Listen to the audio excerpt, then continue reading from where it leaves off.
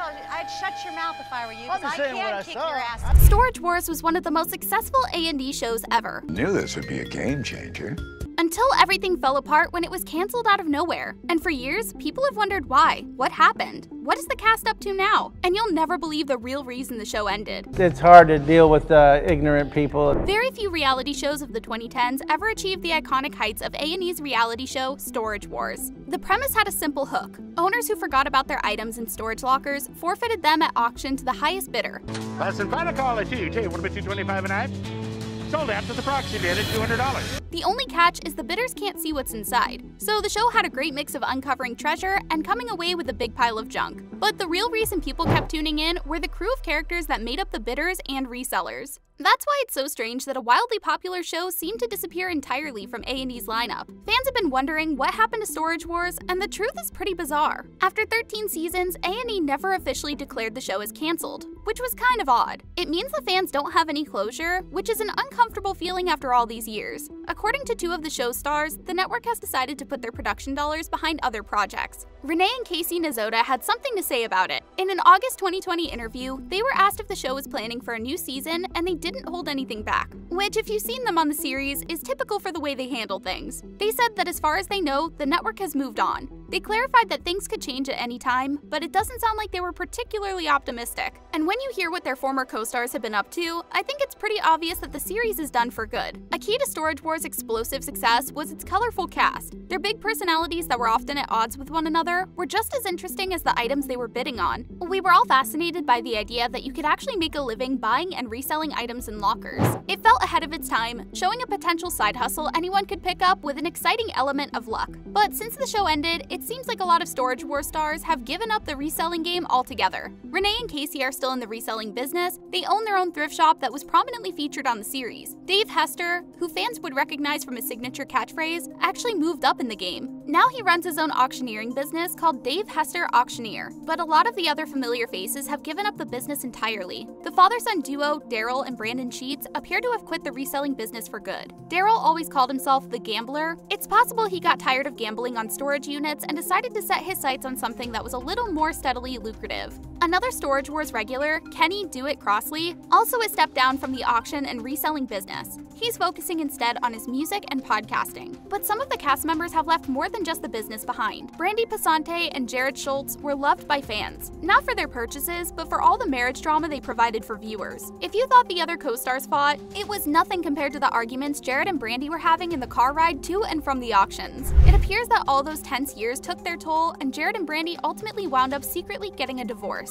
The two had a thrift shop that they used to resell their finds, but based on their social media accounts, it looks like they're fully out of the industry. Hopefully they're able to find happiness now that they're no longer under the stress of living auction to auction. Not to mention out of the stress of being married to someone you're not a particularly big fan of. There was also the always charming Barry Weiss, better known to viewers as The Collector. Barry was the only person on the show who seemed to already have plenty of money and was really just in it for the thrill.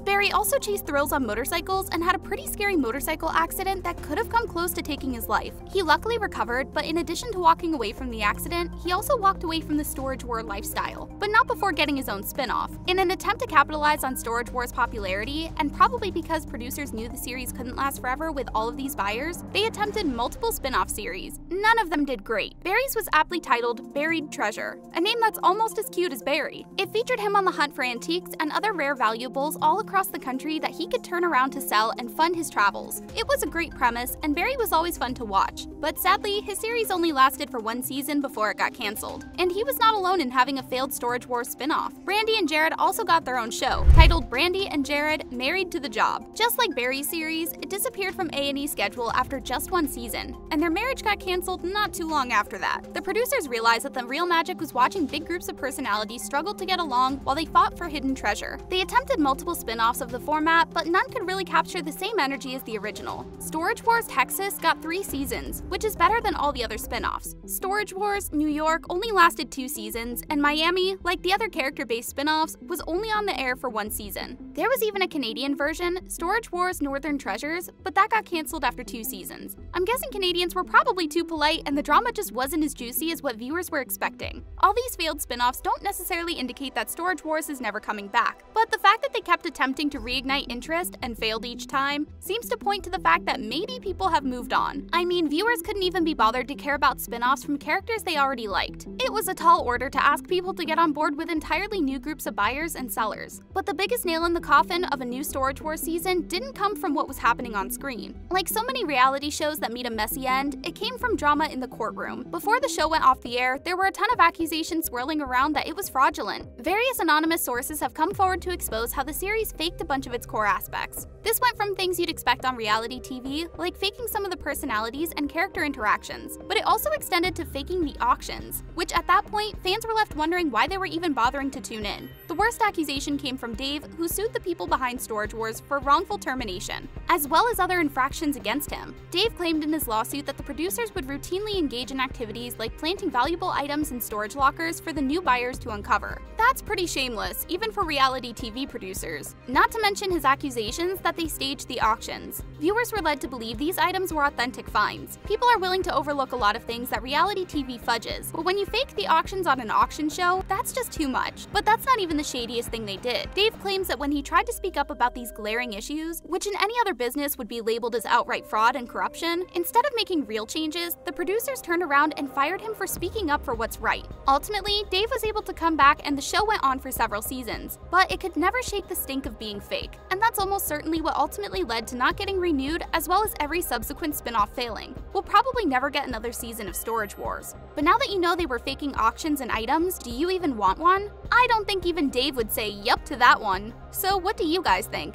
Was Dave right about the producers faking items and auctions? Who was your favorite Storage Wars personality? Will Brandi and Jared ever get back together? Let me know in the comments below.